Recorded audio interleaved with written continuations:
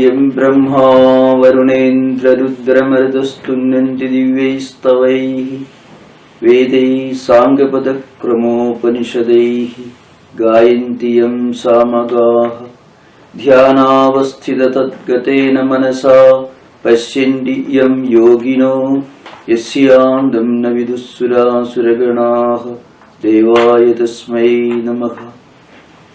ॐ श्रुतिस्मृतिपुराणानाम् आलयं करुणालयं नमामि भगवत्पादं शङ्करं लोकशङ्करम्.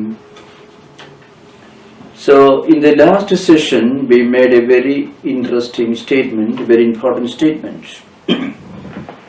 The Lord is Bhagavan, Jnana Aishwarya Shakti Bala Virya Tejo Visada Sampannaha. So God is endued with all these bhagas, Jnanam, Aishwaryam, Shakti, Balam, Virya, Teja, etc. Still he takes birth as a human being for the good of humanity. Now, if Shankaracharya had not used this particular expression, Iva, which he has used 3 times here in this paragraph, then the opponents, the Dvaidins or Visishtadvaidins, could have argued that he also accepted incarnation, avatara. But avatara is not an absolute reality in Advaita Siddhanta. So he uses the word Iva, which means as though, 3 times, so that the opponents won't get an opportunity to criticize and make an assertion that the avatara theory is acceptable to Advaitins also. So the word Iva is very significant from this standpoint of Advaita Siddhanta. Now we are continuing the commentary. The Bhashyakara continues. So prayojana abhave api bhudan ujikshaya, which means anugrahechaya, vaitikam hi dharmadvayam arjunaya shoka moha mahodadho nimagnaya upadidesha gunadigaihi hi grihitaha anushthiyamanaha cha dharmaha prajayam gamishyati iti. So God has no special purpose to serve, not desire to be fulfilled by taking birth as a human being. He is perfection itself. He is perfect. If anyone has a desire to do something, to achieve something, or to be born, it means there is some imperfection in that person. But God is perfect. So there is no special purpose for him. Still, so prayojana abhavayapi, though he has no special purpose to serve, nothing to achieve, no desire to be fulfilled, nothing specially to be attained, still he takes birth from an Advaita point of view, as though he appears to be born as a human being. That's the point. That point should be understood. The reason is bhudan ujikshaya. He wants to bless, he wants to protect, and he wants to help the humanity, spiritual seekers who go through these endless circles of birth, life, death and rebirth. Karma, vritti, samskara, vasana. Again karma, vritti, samskara, vasana. This karma chakram or samsara chakram. This wheel goes on rotating right from the beginning of time. So there are a few great spiritual seekers. Sahasrana manusheshu kasyatati siddhai. A few among thousands may strive to get out of this rotating wheel of samsara. To help them, to give them a helping hand, God incarnates from time to time Whenever there is a decadence of dharma and correspondingly there is an increase of adharma. So the only purpose is bhudan ujigritshaya, just to bless, to help mankind, anugrahechaya, and not only that, to preserve, to protect the Vaitikam hi dharma, that pravritti dharma, nivritti dharma, which constitutes the Vaitika dharma, the vidhoki vedokta dharma, pravritti lakshana, nivritti lakshanascha, jagadasthiti karana. Praninam sakshat abhyuday nisresa hetuhu. So there are not many people who strive to reach the highest liberation, nisresa, nivritti. So the majority of people are going through this endless cycle of life, death and rebirth. For them, dharma is important. In their pursuit of karma, they try to achieve the means for fulfilling those karma. It's called artha. In their pursuit of making use of artha, different means for achieving their goal, the karma, the desire, they should not deviate from the path of dharma. So that's why the Lord has no purpose at all to be born. Name parthasti kartavyam trishu lokeshu kinchana nanavaptam avaptavyam varte evacha karmani. Lord Krishna himself says in the 3rd chapter, 2nd verse. He addresses Arjuna, I have nothing to achieve in these 3 worlds. Still I am always active, just for the mangala, loka mangala, for the good of humanity, for the welfare of humanity, to preserve dharma and to counteract the forces of adharma. The Lord takes birth from time to time. And here one interesting point is mentioned. Vaidigam hi dharmadhyam arjunaya shoka moha mahodadho nimagnaya uvadidesha. Now we are coming to the context of Gita. Why did Lord Krishna choose Arjuna to teach this dharma, Vaidigam dharma? Why did he choose Arjuna as a disciple? There are many characters, there are many personalities in the Mahabharata who are spiritually much more exalted, much more elevated, much more highly evolved and advanced in spiritual life than Arjuna. Bhishma was there, Vidura was there, Yudhishthira was there. There were many, quite a few great saints and also women like Kunti, Gandhari. They were exalted women, spiritual personalities. But Lord Krishna specially chose Arjuna to teach Gita. There is a reason for it. When you give a great message to somebody, you should teach to a person who will be able to make use of what you teach him. Yudhishthira knew all that Krishna teaches in the Gita. Bhishma was a great scholar, a saintly person. He was a superman, as he is called. Kripa, Vidura, they were all highly exalted saintly figures. So they knew most of these teachings. Uddhava was a great saint. He was a wise man. So they all knew, in theory, they all knew what Lord Krishna teaches in the Gita. So if Sri Krishna had taught them, it would not have any special impact. They will get a chance for revision, that's all. So, Atyanta Uttamadhigaris. Atyanta Uttamadhigari means those who are extremely fit for the highest spiritual teachings. If you teach them something, it won't have any special effect because you will be only teaching them something which they already know. And on the other hand, if you teach those who are spiritually unfit for this higher teaching, it would be of no use. Suppose Lord Krishna had taught all these great teachings, yet Suppose, for imagination's sake, let's imagine Lord Krishna had chosen Duryodhana, Dushasana, all evil personalities, evil characters in the Mahabharata. To teach Gita, it won't have any effect. So, Uttamadhigaris, Atyanta Uttamadhigaris, they already know all these teachings.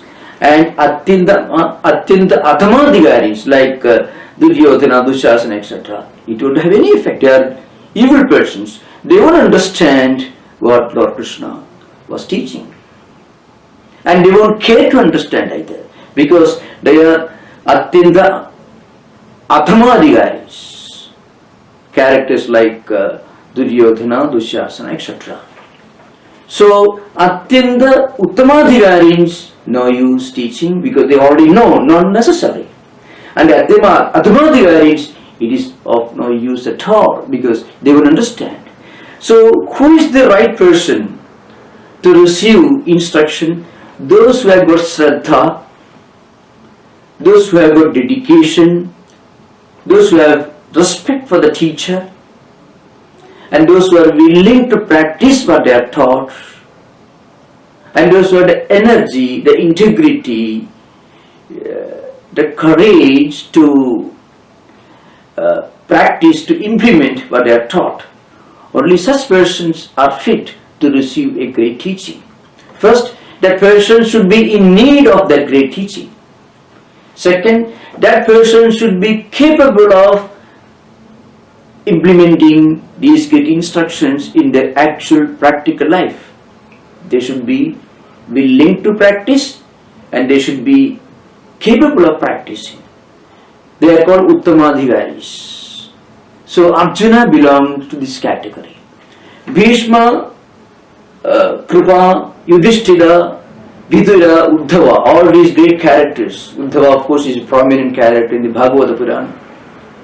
They are all highly exalted spiritual personalities. They are Atyanta Uttamadhigaris. It's not necessary for them to learn these things. They already know. Karma, Jnana Yoga, Karma Yoga, Bhakti Yoga. They all know. And villainous people, evil personalities like Duryodhana, Dushasana, such people, they are unfit. They are Atyanta Adhamadhigaris. They will never care to give any Shraddha for these great teachings. So, but Arjuna on the other hand, he was Uttamadhigari. He was neither Adhamadhigari nor Atyanta Uttamadhigari. He was just Uttamadhigari, which means he had Shraddha, he had integrity, he was sincere, he was in need of these great teachings, and also he was willing to obey Lord Krishna's teachings. That's why it was the end of Gita in the 18th chapter, approaching the end, the conclusion of the whole text. Lord Krishna makes it very clear. Idande na tapaskaya, na bhaktaya kadachana, na cha asrushame vakyam nayomam apyasuyati. You should not give this teaching, you should not impart this teaching to those who do not have tapa, who do not have chitta ekagryam, restraint, mental control, sense control. And you should not teach this to those who do not have devotion, idante na tapaskaya, na bhaktaya kadachana. And also those who are jealous of the teacher, those who may work against the teacher from behind. Such people are not fit. They don't deserve to be taught. They are not fit for this higher teaching. So Lord Krishna chose Arjuna as his disciple, as the person fit for receiving this great teaching. So Gunadikehi grihitaha anushthiyamanaha. If a great teaching is taught to a worthy person who is fit for that instruction, then what is taught itself will increase, will grow 100-fold, 1,000-fold. It will be preserved and it could be preserved through this succession of teachers, and it may become a great blessing to the whole humanity. Prachayam Gavishe, then the dharma will prosper.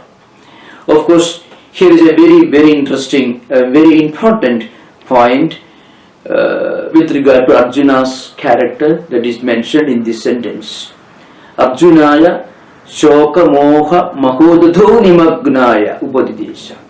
So what kind of person was Arjuna? What was his predicament? What was the situation under which Krishna happened to teach this great wisdom, spiritual wisdom to Arjuna?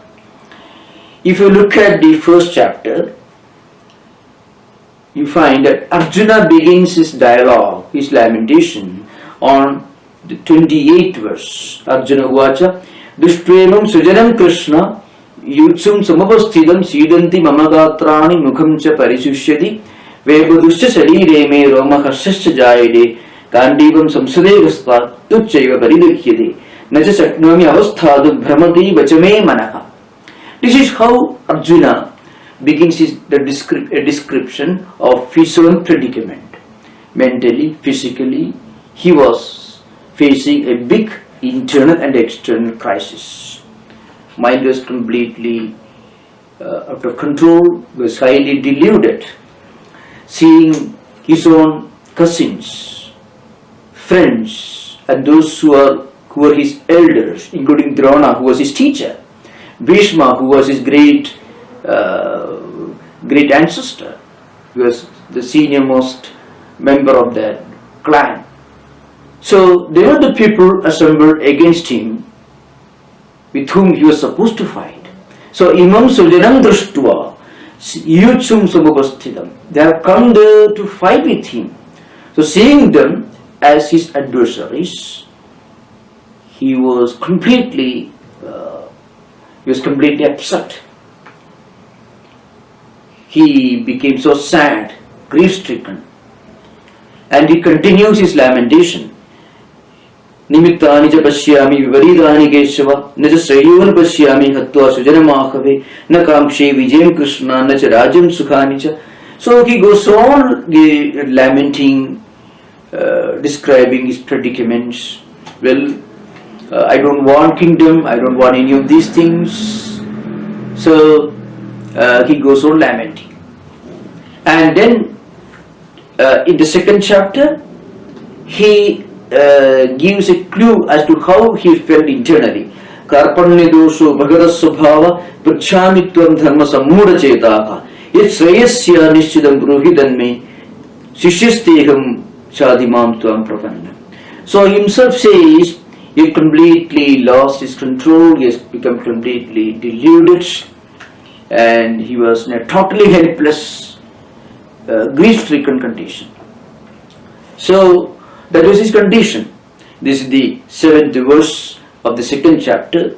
He says, Karpanya doshu bhagatas bhava. His mind and his intellect had become completely deluded. So he continued this lamentation. And towards the end of the 18th chapter, he says, Nashto mogas madillabdha tut prasadar maya achyuda sidosmi gata sandeha karishe vajanandava. That's what he says at the end of the 18th chapter. He says, now I am free from all doubt, all confusion. I shall act according to your instruction. Arjuna tells Krishna towards the end of the 18th chapter after receiving the instruction of Bhagavad Gita. So there's a great transformation that had come upon him. But what was the condition of Arjuna's mind at the beginning or before the Gita started, before the instruction began? That's what Bhashyakara says, Shoka moha mahodadho nimaknaya. He was completely immersed in the ocean of delusion, ignorance and grief, self-doubt, a kind of depression in modern language. That was Arjuna's predicament. To such a man, Lord Krishna gave this instruction. And what was the result? After receiving all these instructions, at the end of the 18th chapter, after Lord Krishna had completed his instruction, Arjuna says, Nashto moha smirullabdha tutprasadarmaya achyuta. By your grace, as a result of this instruction, I am now free from all doubt. My doubts have vanished. My delusion, my ignorance all have vanished. Arjuna tells Krishna. So, just in a short expression, in short phrase, in a very short phrase, which is not even one full sentence, Bhashyakara says, Choka moha mahodudhu nimagnaya. Arjuna thought, I am this body-mind complex, that's my true entity. When he realized the fact that his true nature is the eternal, immortal, imperishable Atman, he was free from all doubt. That's what happened at the end of the 18th chapter.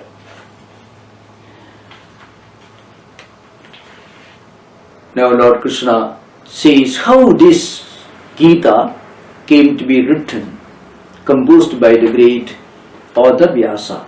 Tam dharmam bhagavada yathodishtam veda Vyasaha sarvajño bhagavan gidakhehi saptabhihi shloka shataihi upa nivabantha. So this dharma, which Lord Krishna taught in the battlefield of Mahabharata, was recorded by Vyasa. And Vyasa is described as Sarvajña and Bhagavan. Here the word Bhagavan is used not as an adjective to Lord Krishna, but as an adjective to Vyasa himself, the great author of Mahabharata, who is also the one who, Bhagavad Gita is just a small fraction of Mahabharata. So what Lord Krishna taught Arjuna in the battlefield of Kurukshetra, Vyasa recorded, and he recorded in a small composition containing 700 verses divided into 18 chapters. Of course, I already mentioned yesterday, there are some authors who take a clue from the 43rd chapter of the Bhishma Parva, and according to them, Bhagavad Gita contains not 700 but 745 verses. So they say 620 verses were uttered by Sri Krishna, and 57 verses by Arjuna, 67 verses by Sanjaya, and just one verse by Dhritarashtra. So total 745 verses. But this is not fully corroborated. So the verse that is found in the 43rd chapter, that means the chapter that comes after Gita Prabhupada. We should remember Bhagavad Gita is from Bhishma Parva of Mahabharata, from 25th to 42nd chapter. In the 43rd chapter, there is just one verse which indicates that Gita contains 745 verses. The verse is Shat-shadani sambishani shlokanam praha keshava Arjuna saptapanjashat saptasashtim tu Sanjaya. This is the Dhritarashtra shlokamekam Gitaya manamuchyate. This is the verse. Of course, we are not directly concerned with this. Now the Bhashyakara continues. Tad idam Gita Shastram samasta vedartha sara sangraha bhudam durvigneyartham. Very famous statement. What is the importance, the uniqueness of Bhagavad Gita? So if we cannot read the Vedas, and if we cannot read other important texts related to Hindu tradition, Hinduism or Vedanta, it is enough to study Bhagavad Gita. So Bhagavad Gita in a way contains the science and also the technology of Vedanta. Tadidam Gita Shastram. So Bhashyakara calls Gita a Shastram. Shastram is science. So the definition of this word Shastram is Shasti Trayate Anena Idi Shastram. So the word Shasti originates from the Sanskrit root Shas, which means to instruct. So there is a precision, there is a scientific plan behind these great instructions. So the traditional scholars say it is Shastram. Shasti Trayate Anena Idi Shastram. Again, similarly, the word Trayate. So Trayate means protects. So Gita contains a set of very precise scientific rules and regulations which, if we follow, will protect us and will preserve our spiritual heritage, will help us, will guide us in our spiritual life. So Gita Bhashyakara says, Gita Shastram Samasta Vedartha Sara Sangraha Bhutam is a condensation, the gist, the essence of all the teachings enshrined in the four Vedas. Durvigneyartham. It's not easy to understand. Those who are spiritually evolved can understand the meaning of Bhagavad Gita. So one important point to remember is, unlike material sciences, our understanding of a great spiritual scripture is in direct proportion to our own spiritual growth and evolution. Because without some kind of spiritual sadhana, spiritual practice, yama, niyama, etc., ahimsa, satya, steya, brahmacharya, parigraha, shauja, sandosha, tapasva, adhyaya, isapunitha, which are yamas and niyamas according to Patanjali. And also some degree of sadhana is adushta sampatti. Nitya nitya vastu viveka, ikamutra phala bhoga viraga, samadhishraka sampatti, mumukshuttu. So when we reach a particular stage in our spiritual growth and evolution, when we feel that it's enough with this world, and when we turn our inquiry inward, and when we try to become introspective, contemplative, looking for higher meaning behind this mysterious phenomenon of existence and our own life, before we reach that level of spiritual evolution, we may not fully understand even the literal meaning of many of the statements from the Gita. So one of the reasons for constant doubts is that we have not evolved enough to fully understand the meaning. That's why without some degree of sense control, contemplative habit, and purity of mind, purity of life, we may not fully understand, but still we will understand to some extent. So we should continue spiritual practice more and more. Then our mind becomes more and more ready to understand the meaning of Bhagavad Gita. So how do we become spiritually fit? So I can give one illustration from the work, from the writings of Saint Teresa of Avila. It is a synthesis of human effort and also God's grace. So Saint Teresa of Avila takes the example of a gardener or a farmer who is trying to irrigate his field. The field in this context, in the context of a spiritual person, is his own mind. So the illustration is this: a gardener or a farmer is trying to irrigate his field, but the field is not yet ready. It is full of thorns, weeds, grass, and also pebbles and stones. He could irrigate the field in so many different ways. He can dig a canal, he can dig a well, he can bring water from the nearby well or a river, he can use a water mill. There are many ways of bringing water to the field. Innumerable ways. But one important point, before he undertakes this job of irrigating the field, bringing water to the field, connecting to the river or the stream to the field through a canal, he must remove all the weeds and grass and stones and unnecessary growth from the field, so the field should be made ready, fit for irrigation. Then only watering the field will be beneficial. And after the field is ready for irrigation, he should irrigate the field, sow the seed, then he will get the result.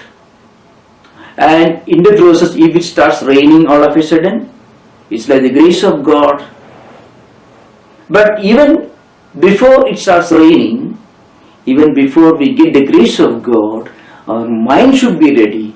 Then only we will be able to make use of God's grace. So we should become grace worthy before we proceed further. So even to understand the spiritual meaning, the inner essence of a great holy scripture like the Bhagavad Gita or the Upanishads, we must try to practice sense control, contemplation, meditation, yamas and niyamas, which I already have referred to, and also we should develop a strong sense of desire for higher life, liberation. Then only we will be able to understand even the literal or intellectual meaning of Bhagavad Gita. That's why the Bhashyakara makes a very profound statement. It is the essence of the whole Vedic literature and philosophy, and also Durvijnayartham. It is not easy to understand to those, it is difficult to understand for those who are not ready, spiritually not fit to understand. So we should strive to attain more and more spiritual fitness. Then Bhashyakara continues, Tadarthavishkaranaya anekaihi vivrudha padapadartha vakyartha nyayamapi atyanta viruddha anegathatvena laukikaihi grihyamanam upalabhya aham vivekataha artha nirdharanartham samkshiptaha vivaranam karishyami. How Bhashyakara Sri Shankaracharya himself happened to compose this bhashyam, this commentary. That's what is outlined here. Tadarthavishkaranaya anekaihi vivrudha padapadartha vakyartha nyayamapi atyanta viruddha anegarthatvena laukikaihi grihyamanam upalabhya. So, in order to elucidate, in order to make the meaning of Gita known to the common people, many scholars, many commentators, interpreters have written commentaries following the time-honored tradition of Padavakya Pramana, that is Vivrudha Pada Padartha Vakyartha Nyayamapi. So they are followed intellectually, they are followed the traditional, the time-honored tradition of Padavakya Pramana. But the problem is Atyanta Viruddha Anegarthatvena. Such interpretations or commentaries contain a lot of ideas which are mutually self-contradictory, which are contradictory with each other. So a lot of contradictions, mutually contradictory interpretations and ideas are found in many of these commentaries that Bhashyakara is referring to. Therefore, he wanted to reveal the true meaning of the Lord Krishna's teachings in the Gita. For that, Vivekataka Artha Nirdharanartham, to properly understand the meaning of this great text, I am writing a brief commentary. The commentary is really not brief from our standing. It's a very elaborate commentary, and right now It is supposed to be the greatest commentary of the Bhagavad Gita. When we proceed further, we will understand that Bhashyakara is most probably referring to one of the earlier commentators. His name is Bhattar Prapancha, who is supposed to have written a very elaborate commentary on the Bhagavad Gita. He tried to establish that the central teaching of Bhagavad Gita is Jnana Karma Samuccayavada. That means even after attaining the highest spiritual realization, one should continue the practice of rituals, karma karmas. Many of these rituals enshrined in the Brahmana literature, in the Karmakanda Vedas. So even after attaining the highest spiritual realization, one should not give up Karmakanda. One should continue the practice of rituals along with Jnana. So his theory, his doctrine is known as Jnana Karma Samuccayavada. According to traditional scholars, there are two other earlier writers who have held such similar view, Brahmadatta and Mandana. We will deal with those ideas later. So that's now Bhashyakara continues. Tasya asya Gita Shastrasya Samkshepatah Prayojanam Param Nisrayasam. Now there is a very interesting, very important point to remember. What is the Prayojana? What is the purpose of Gita? The purpose of this book, the benefit of this book is moksha. That's the Prayojana. Moksha means liberation. So the subject of discussion is Parabrahman or Paramatma, the Atma. Brahma Vidya is the Vishaya and Prayojana is moksha. The final release, and the relationship between these two is called Sambandha. So Shastra, Vishaya, Sambandha, Prayojana, these are all technical terms. So Bhashyakara says Tasya Asya Gita Shastrasya Samkshepatah Prayojanam Param Nisrayasam. Moksha or liberation. Liberation from this rotating wheel of samsara chakra. Due to our karmas, prarabdha karmas, sanchita karmas, we are destined to be born in such in a particular family, in a particular situation, and propelled and compelled by the baggage of our own sanchita karmas, which have already started fruition as prarabdha karmas. We inherit certain characteristics, certain tendencies, vasanas, vrittis, and accordingly we go on acting. Our actions produce fresh samskaras and vasanas, and depending upon them we are born again. So this samsara chakra or karma chakra, this rotating wheel of samsara, continues. A wheel doesn't begin anywhere and it doesn't end anywhere. When it's an eternal progression, a straight line, you can say it begins somewhere and it ends somewhere. But a wheel or a cycle doesn't begin anywhere, it doesn't end anywhere. So it goes on rotating. But those who have done nishkama karma or trying to do nishkama karma reach a particular stage of chitta shuddhi, they feel the need to come out of this samsara chakra.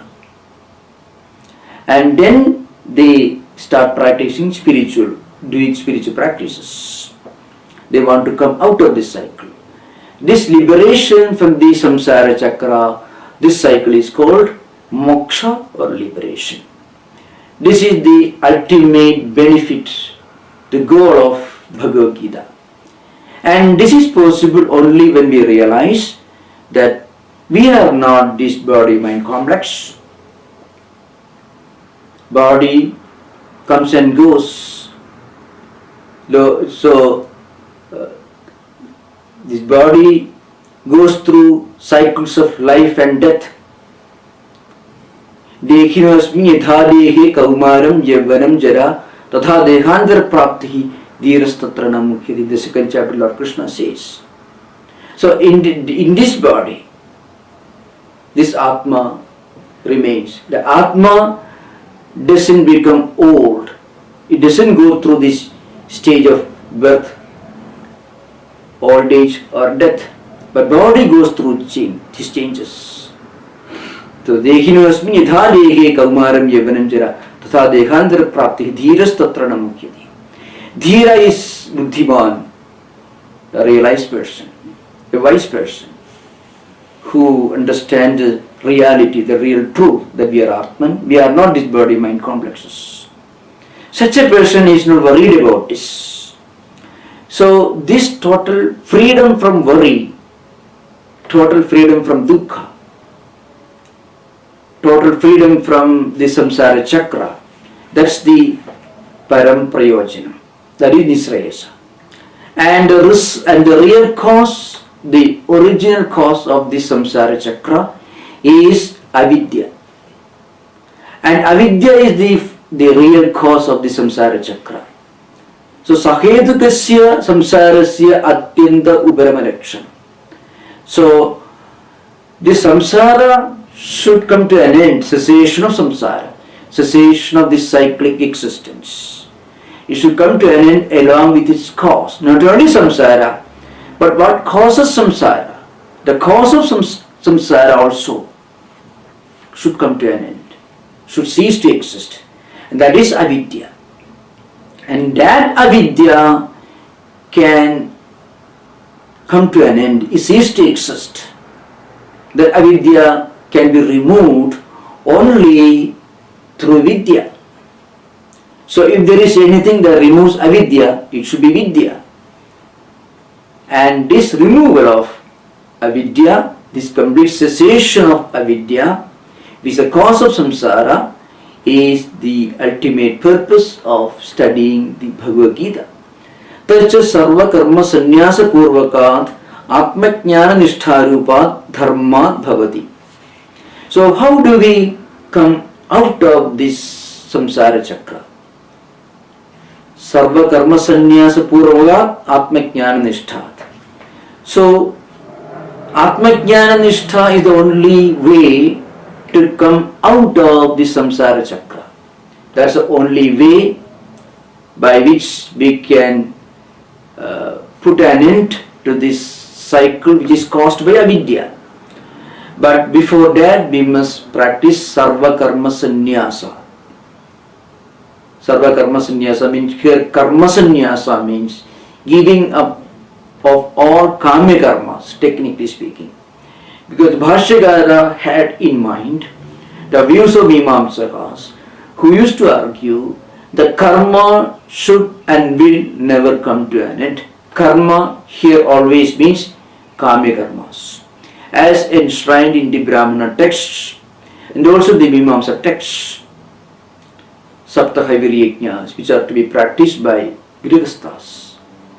So Bhakti Prabanja and other philosophers who upheld this Jnana Karma Samuccayavada believed and taught that rituals will never come to an end and should never come to an end and should never be renounced. But Shankaracharya says, once you reach Chitta Shuddhi, then you transcend rituals, you give up all kama karmas, which is called sarva karma sannyasa, renunciation of all karmas, all rituals. And after that, you get jnana prapti. Karma nishthayaha chitta suddhidvarena purushartha hedutvam na swadandriyana. Jnana nishtha tu swadandriyana purushartha heduhu anyana apekshati, Bhashyakara says elsewhere. So, karma nishtha or nishkama karma, practicing karma without kartrutva bhoktrutva bodha, will take us up to Chitta Shuddhi. And once we attain Chitta Shuddhi, then our mind becomes pure, we become fit for Jnana Prapti and Moksha. This is the scheme. तथा इमं एव गीतार्थ धर्मम उद्दिश्य भगवदा एव उक्तम सहि धर्म सुपर्याप्तो ब्रह्मण पदवेदनी इति अनुगीतासु. Here Bhashyakara is referring to a very important portion of Mahabharata. Tatha imam eva Gidartha dharmam uddishya bhagavada uktam. The same Gidartham, this central teaching of Gita was emphasized by Bhagavan, Lord Krishna, in Anugita. So Anugita is Ashwamedhika Parvam, the 43rd chapter. So it comes in Mahabharata. It's called Anugita. So Bhashyakara quotes one very important portion of that Anugita. Sahi dharma suparyapto brahmana padavedani iti Anugitasu. So it comes from elsewhere. Sravidastum maya guhyam jnabidascha sanatanam dharmam surupinam partha sarvalokamsha shashvatan abuddhyana agrahiriyastum tanme sumagada priyam najasyadya punarbhuya smudirme sambhavishyati nunam asaddhadhanosi dudmedha kesi pandava najasakyam punarvaktum aseshena dhananjaya sahi dharma suparyapto brahmana padavedani najasakyam tanmaya bhuyas tatha vaktum aseshataha. So Lord Krishna himself says in the Anugita. See, the story is this. After Mahabharata,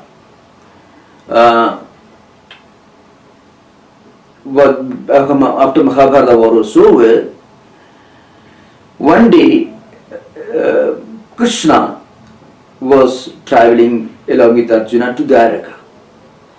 Then Arjuna asked some doubts about some of the teachings that Lord Krishna had already elaborately discussed in the Bhagavad Gita. So Krishna says, I don't actually remember all those great teachings. At that time in the Mahabharata battle, Lord Krishna was in an inspired mode. So he actually scolds Arjuna. He says, Sravidastu maya guhyam jnabidascha sanatanam dharmam surupinam partha sarvalokam shashvatan abuddhyana agrahiyastum tanme sumagada priyam. See, because you did not have enough Shraddha, so you could not fully understand what I taught you in the Bhagavad Gita. So I'm unhappy with you right now. But I don't remember. So Lord Krishna says, what he taught in the battlefield during the Mahabharata war was taught in an inspired mood. It is not a normal conversation or a dialogue. Those words were inspired words. And later Lord Krishna says in the Anugita, I am not able to remember all those great ideas which I taught you in that inspired mode. But keep this much. Sahi dharma suparyapto brahmana padavedani.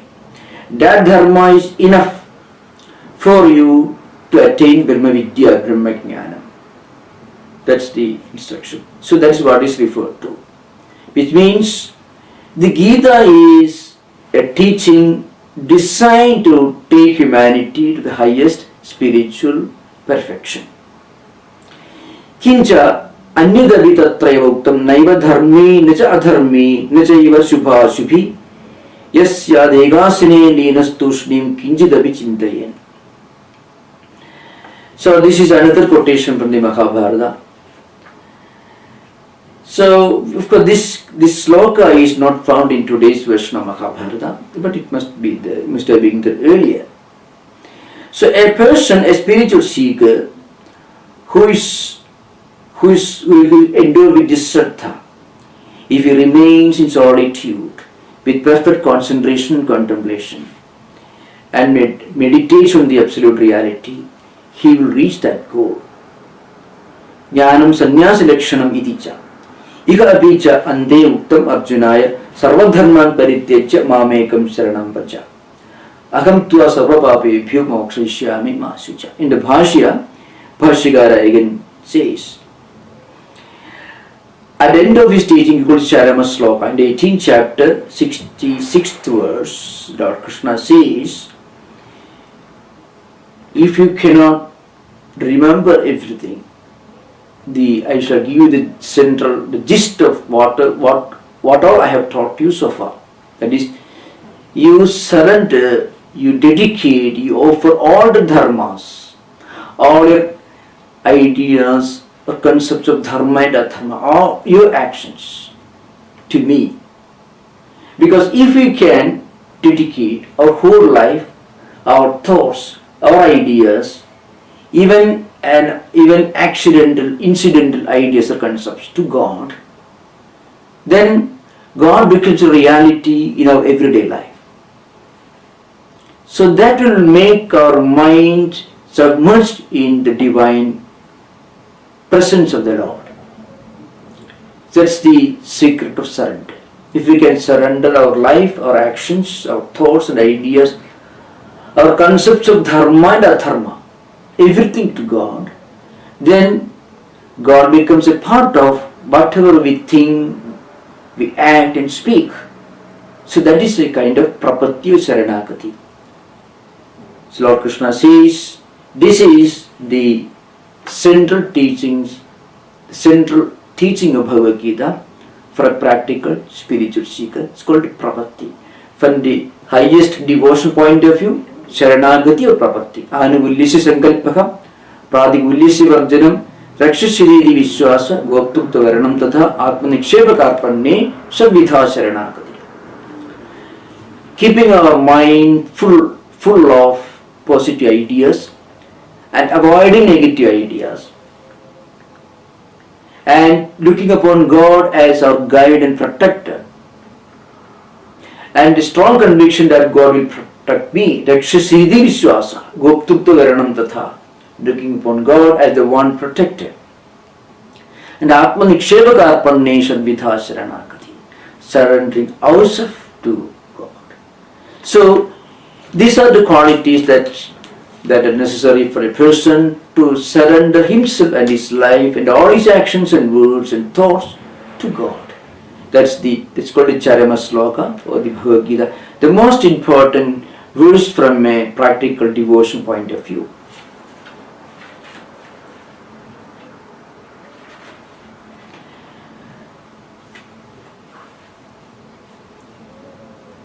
Now in the next section, Bhashyakara brings out one important point of Karma Yoga, which is mentioned here.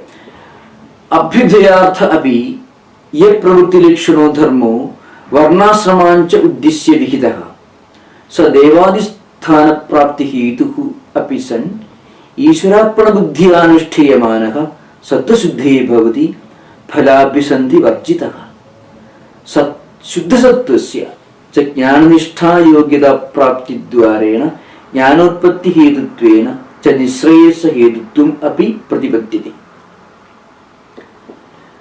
Now this abhyudaya or pravritti lakshana dharma means the normal course of human life and existence. In the Vedantic context, you begin your life as a student, then you enter Grihasthashrama and you do your duty in the normal sitting of an householder, and then when you get aged, when you have done all your duties and responsibilities, you take to contemplative life. This is called Abhyudaya, normal course of life. In the Taittiriya Upanishad, Vedamanuchi Acharya Devasina Manishasti Satyam Vada Dharmam Chara Satyana Pramadidavyam Dharmana Pramadidavyam etc. So after teaching the Vedas After learning the Vedas, rather the students are going back to the homes to start their life as householders. Then the teacher gives a convocation address addressing the students, and he begins his instruction, Matru Devo Bhava, Pitu Devo Bhava, Acharya Devo Bhava, Aditi Devo Bhava, Yani Anavadhyani Karmani, Tani Sevitavyani, No Idarani, etc. So you must study when you are young, and then after completion of your education, when you are already trained, when you already know how to lead a life of an householder, to play your different roles in the family setting, as husband and wife, father and mother, brother or sister, whatever may be your role, you learn how to live the life of an ideal householder, and then you enter married life, and then when you have become aged, retiring to a lonely place to live the rest of your lifetime in contemplation and meditation, and finally striving for liberation. So this will involve a lot of Sakama karmas, Sapta Haviri Yajna, mentioned in the Vedic literature, Karma Kanda. So these Sakama karmas, when you perform with Kartrutva and Bhoktrutva, I am the doer and I am going to be the enjoyer of the results of my rituals which I am performing. When you do this with Kartrutva and Bhoktrutva, you may attain Swarga Prapti. So Bhashyakara said, Sadevadhisthana Prapti Hetuhu api. But then that heavenly experience, life in heaven, is not a permanent situation. After you have exhausted the merits of good actions in this life, you have to come back to this world to be born again and continue this cycle of birth, life and rebirth. But the same rituals if you perform, the same actions if you perform without Kartrutva and Bhoktrutva, with total detachment or non-attachment to the results of the actions, without Kartrutva Buddhi and Bhoktrutva Buddhi, then the same actions will help you to attain Sattva Shuddhi or Chitta Shuddhi. That's a statement Bhashyakara makes here. We will continue this very important discussion in the next class. Thank you. Om Shanti Shanti Shanti. Harihi Om Tat Sat. Sri Ramakrishna Pranamastu.